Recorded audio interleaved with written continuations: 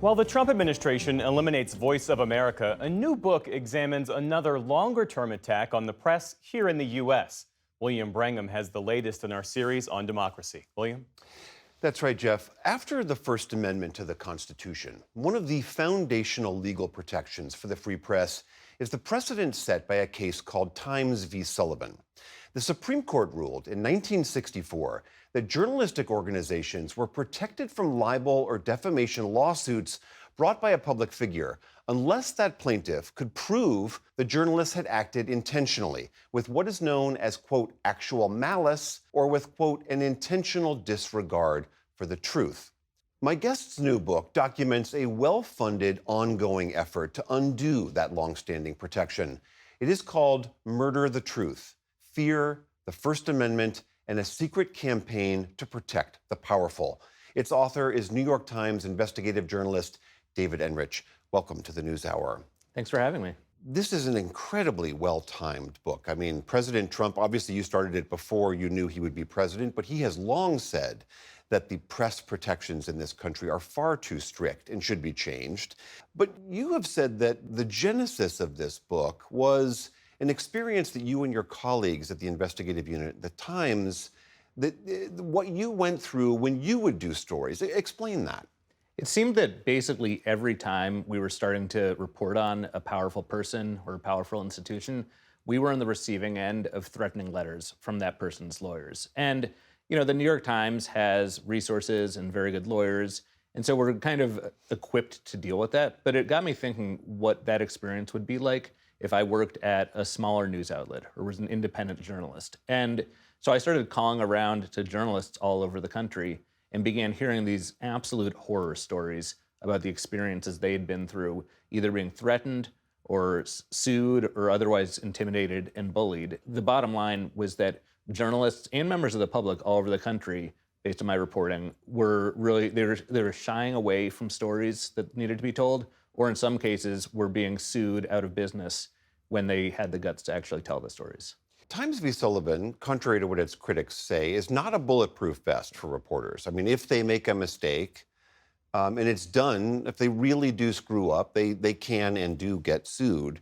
Remind us what that standard actually says. So the standard says that if you are a public figure or a public official, in order to win a defamation lawsuit, you not only need to prove that the underlying facts were wrong and that your reputation was damaged as a result of them, you also need to show that the journalist or whoever else made the offending remarks did so either knowing that what they were saying was false, so in other words, lying, or acting with a reckless disregard for the truth. And the Supreme Court's rationale for that was that in a country that really values free speech and where it's important to have public scrutiny and investigations and the ability of people to criticize powerful people, it's important to give people breathing room so that if they get a fact wrong or make an honest mistake in the course of scrutinizing someone powerful, they don't risk getting sued into oblivion.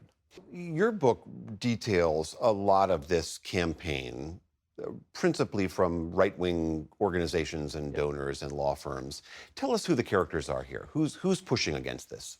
Well, it's a pretty wide range of people. And on the one hand, you have a small group of lawyers whose businesses revolve around either suing or threatening the news media, and who would gain financially, I think, as well as ideologically, from changing the legal standards so that it becomes easier to sue and threaten news outlets and journalists. You also have people like Clarence Thomas, who really, I think, firmly ideologically believe that the media has amassed too much power, and they are determined to make it harder for the media and for journalists and for members of the public even to say or write things that are critical of people in positions of power. And you also have a whole army of activists, academics, think tanks, people like that, institutions like that all over the country that have kind of joined this charge in the past several years. Is it, as we've seen with other major cases, gun rights cases, abortion rights cases, the hope that they can drive one of these cases all the way up to the Supreme Court and thus chip away at Times v. Sullivan? Absolutely. I mean, that is the clear and often articulated goal of a lot of lawyers, a lot of conservative activists, that they want to see the Supreme Court, if not overturn Sullivan outright, then at least kind of narrow its scope. The thing that I think is interesting here is that even if that campaign fails, and it might, there might not be enough justices who want to overturn it. it's already having a really big effect because you're seeing judges all over the country at the state, in some cases federal level, who are voicing support for this endeavor. And in doing so, they're causing legal actions that normally would get thrown out of court at a pretty early stage. They last a lot longer, and they are very expensive and time-consuming, not just for journalists and news outlets, but for normal people who maybe circulate a petition about a real estate developer in their town, or have post something on social media that gets them in trouble. And so it's already causing a really severe chilling effect on the ability of everyone from a normal citizen to someone with a Substack newsletter or a podcast to journalists at major news outlets being able to really properly scrutinize and hold powerful people to account. You're getting at this point here, but let's just say a viewer out there is watching this. They're not a journalist. They may not even be a big consumer of news. Let's just say Times v. Sullivan does get chipped away at. What is the ramification of that? It's just going to be much more dangerous for people to speak what they regard as the truth to powerful people, institutions, companies, things like that. And we've seen this over and over again over the past few years, and I document a lot of these stories in the book, where you have a powerful local interest. Maybe it's a company, maybe it's a businessman, maybe it's the mayor or the police in your town that do not like what you are reporting on. They do not like what you're saying if you're just a member of the public. They don't like the petition you're circulating or that comment you made on Facebook. First, they will threaten you and say, if you don't remove that comment or that petition, you might get sued.